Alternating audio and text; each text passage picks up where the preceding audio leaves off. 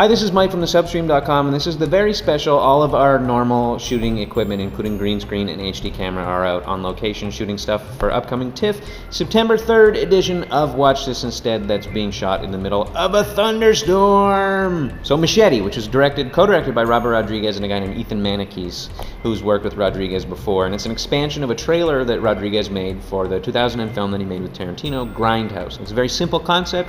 It's about Machete. Machete is an unstoppable force of nature, a stoic, illegal immigrant, ex-federale Mexican guy with a big long machete who likes getting super violent in the name of justice and freedom. And Rodriguez takes that character and puts it in the middle of a really complex story about illegal immigration. A senator, played by Robert De Niro, who's trying to get reelected on the back of being hard on immigration.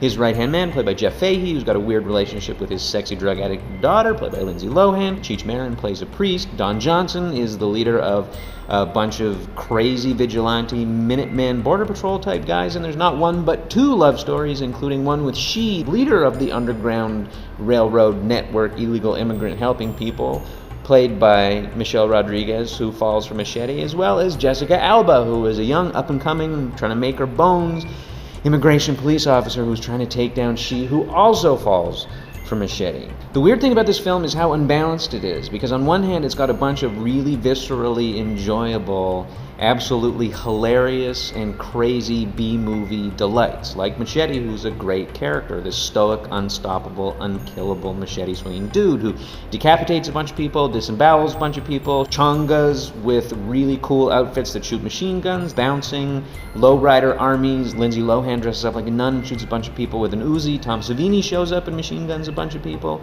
It's all really viscerally entertaining and beautifully B-cinematic, but the weird thing is that Rodriguez's film is also incredibly dense, with just like layer and layer and layer of plot, and there's an absolutely dead 20 minutes right in the film's guts where the characters take all this time to explain who they are to each other and to us. It all gets very, very, very boring, which is incredibly weird to say about a movie called Machete, where Danny Trejo, really doing a great job, plays a guy that cuts people's heads off with a machete. It's bizarrely dense, and it's related to the film's other flaw, which is because it's so dense, because there's so many characters and so many things going on, and because Rodriguez casts such weird people for the roles, including, and a lot of them whom are miscast, even if they're good actors, like Robert De Niro playing a George W. Bush senator type, or Steven Seagal playing a Mexican drug lord that's got a katana, or Lindsay Lohan, who somehow messes up playing a drug-addicted, sexy teen daughter. I don't know how that happens. Because there's all this stunt casting going on, all these famous people just keep showing up in the middle of the film, it feels really self-conscious and it feels really self-reflective, and because of that there's a limit on how much you can actually enjoy it. Like, did I laugh when I realized that Lindsay Lohan was playing the drug-addicted teen daughter? Yes, I did. It's funny.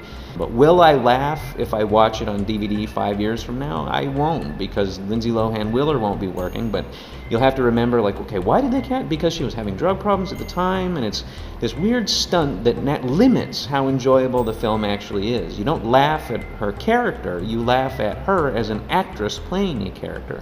And that kind of laughter is funny, but only so funny. So what did you watch instead? Well, see Machete, for sure. It's not brilliant, but it's really good. It's certainly way better than the other kind of retro action film from the summer, The Expendables. And if you think you'd like Machete, you will like Machete, because there's a lot to like.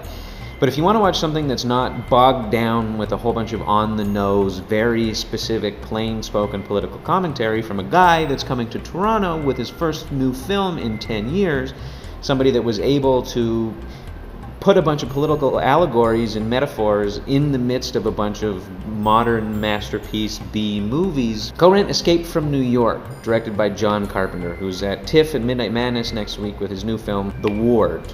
Oh, and it doesn't also, Escape from New York doesn't use digital blood.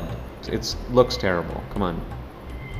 That's me scolding famous, talented filmmakers.